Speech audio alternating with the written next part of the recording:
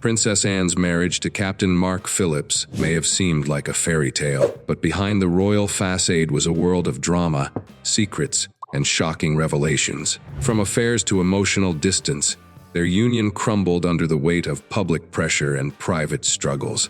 What led to their explosive divorce? You won't believe the shocking truths that came to light. Stay tuned to discover the untold story behind one of the most dramatic royal divorces. Princess Anne's early years. Princess Anne was born on August 15, 1950 at 11:50 a.m. BST at Clarence House, the official residence of her family during her grandfather's reign as King George VI. She was the second child and only daughter of Princess Elizabeth, Duchess of Edinburgh, later Queen Elizabeth II, and Prince Philip, Duke of Edinburgh. The birth of Princess Anne was celebrated with a 21-gun salute in Hyde Park, a royal honor for such occasions. Anne was baptized in the music room of Buckingham Palace on October 21, 1950, by the Archbishop of York, Cyril Garbett. At the time of her birth, she was third in line to the British throne, after her mother and her older brother, Charles, who would later become King Charles III. Following the passing of her grandfather in 1952, Anne moved up to become second in line to the throne. Today, she stands at 17th in line. To help care for Anne and her brothers, Charles, Andrew, and Edward, a governess named Catherine Peebles was appointed. Anne began her formal education at Benenden School in 1963, where she remained until 1968. During her time at Benenden, she earned 6 GCE O-levels and 2 A-levels. Her early years were marked by her royal upbringing, her education, and early steps into the public eye, setting the stage for her future roles as both a royal figure and a public personality.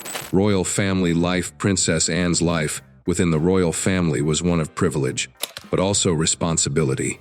As a member of the British royal family, she grew up surrounded by the rituals and traditions that defined her heritage. After her birth, she was immediately a part of the royal spotlight. Growing up in the public eye, Anne's upbringing was shaped by the royal household's expectations.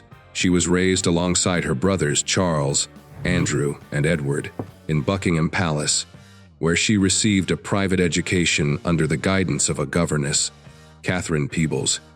This close-knit family life was crucial in shaping Anne's character, as she balanced the pressures of royal life with personal development. Though Anne did not attend her mother's coronation in 1953 due to her young age, her royal duties began early. In 1969, at the age of 18, Anne started her official royal engagements. This marked the beginning of a long history of service to the crown, with Anne playing an active role in supporting the monarch and taking on numerous public responsibilities. Throughout her early years, Anne was known for her strong sense of duty, and her role within the royal family became one of respect and influence, setting the stage for her future endeavors and contributions to both the UK and the wider world. Equestrian success. Princess Anne's passion for equestrian sports became one of the defining aspects of her life. From a young age, she demonstrated a natural talent for horseback riding, and her achievements in the sport would bring her international recognition. In 1971, at just 21 years old, Princess Anne made history by finishing fourth at the Russell Horse Trials. Her standout moment came when she won the individual title at the European Eventing Championship with her horse, Doublet. This victory was a significant milestone in her equestrian career and earned her the prestigious BBC Sports Personality of the Year award in 1971. Her competitive spirit continued throughout the 1970s as she represented Great Britain in various international events, including the European Eventing Championship in 1975, where her team won silver medals. In 1976, she competed in the Olympic Games in Montreal, riding the Queen's horse, Goodwill, in the eventing competition. Although she suffered a concussion during the event, Anne displayed remarkable resilience by remounting and completing the course. Princess Anne's achievements in eventing and horse racing were groundbreaking, and she earned a lasting reputation as one of the foremost equestrian competitors in Britain. Her dedication to the sport was not limited to her own success. She also served as the president of the Fédération Equestre Internationale and as a patron of the Riding for the Disabled Association. making significant contributions to the sport's development and accessibility. Public engagements. Princess Anne has always been known for her unwavering commitment to royal duties and public service. Her approach to her role is simple yet effective. She believes in staying busy and making a tangible difference in the lives of others. This dedication has led her to carry out thousands of official engagements, making her one of the hardest working members of the royal family. Her public engagements began in 1969 when she attended the opening of an educational and training center in Shropshire. Anne's first international visit came shortly after, as she joined her parents on a state trip to Austria. In 1970, she embarked on her first tour of Australia, a country she would revisit multiple times over the years to carry out official duties, including serving as the colonel-in-chief of an Australian regiment. Throughout her career, Princess Anne has traveled extensively for royal engagements, often visiting countries around the world. Notably, in 1990, she became the first royal family member to visit the Soviet Union, marking a significant diplomatic achievement. Over the years, Anne's work has included everything from representing the royal family at major international events to attending memorial services, like the National Memorial Service for victims of the Black Saturday bushfires in Melbourne in 2009. In December 2017, Anne was reported to have carried out the highest number of official engagements that year, surpassing even her mother, Queen Elizabeth. Her dedication to her royal duties continues to shine through, making her a respected and integral figure. Marriage to Mark Phillips. Princess Anne's marriage to Captain Mark Phillips was a highly publicized event that captured the attention of the world. The two first met in 1968 at a horse riding event in Mexico City, where they instantly bonded over their shared passion for equestrian sports. Phillips, born in 1948, was a successful equestrian and military officer who had achieved notable success, including a gold medal at the 1972 Olympic Games. Their relationship evolved over time, and in May 1973, Anne and Mark announced their engagement.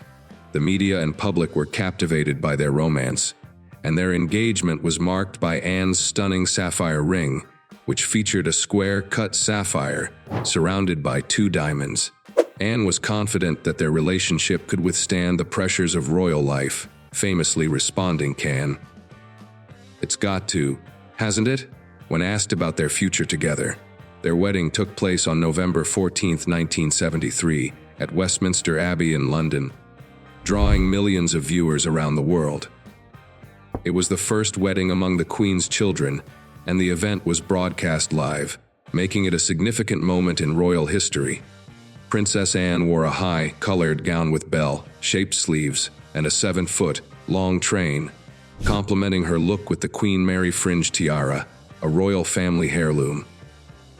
Although their marriage was celebrated, it would later be marred by challenges, setting the stage for the eventual breakdown of their relationship. Despite their shared interests and early happiness, the pressures of royal life and personal differences began to take a toll on their marriage. Growing tensions as the years passed, the relationship between Princess Anne and Captain Mark Phillips began to show signs of strain.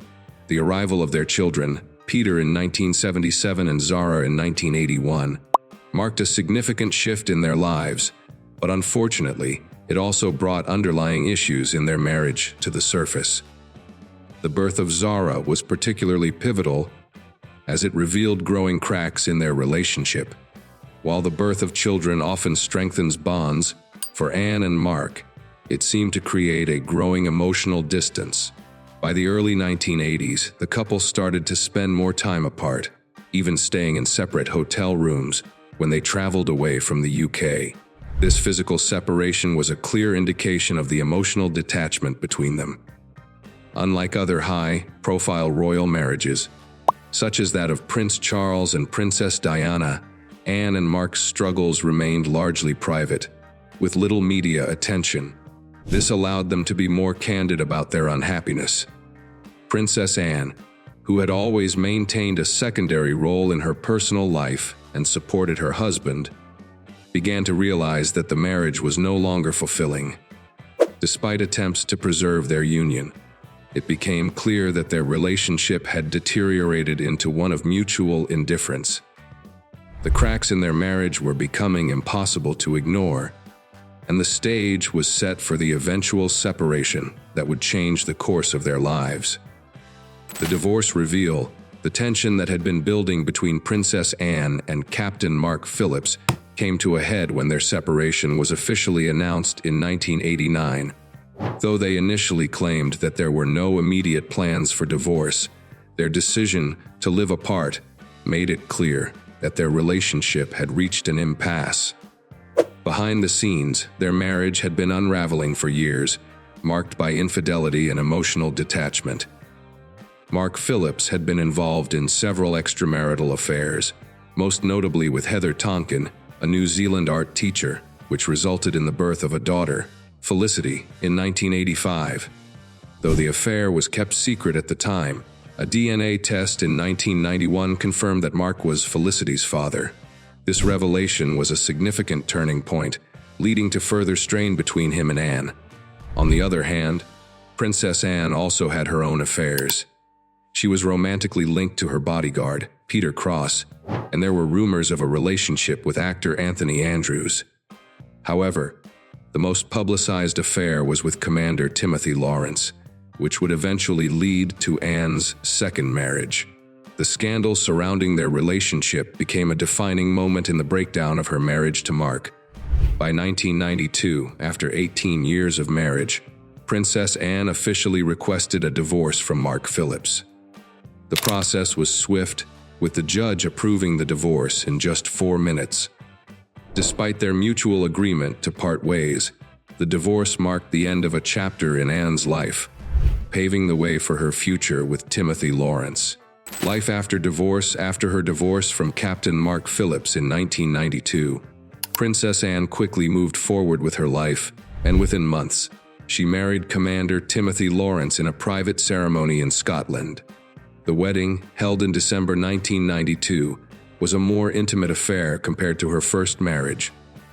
It was significant not only because it was her second marriage, but also because it took place in the Church of Scotland, which allowed divorced individuals to remarry, unlike the Church of England at the time. Princess Anne's marriage to Timothy Lawrence marked the beginning of a new chapter for the princess. Unlike her previous high-profile relationship, this marriage was much more private, with little public scrutiny. Anne and Timothy, who had grown close during the 1980s, continued to maintain a relatively low-key life, away from the media's constant gaze. Mark Phillips, in contrast, withdrew from public royal life after the divorce. While he continued to be involved in equestrian sports, his connection to the royal family diminished, and he largely kept out of the limelight. Despite the challenges of her past, Princess Anne continued her royal duties with remarkable dedication.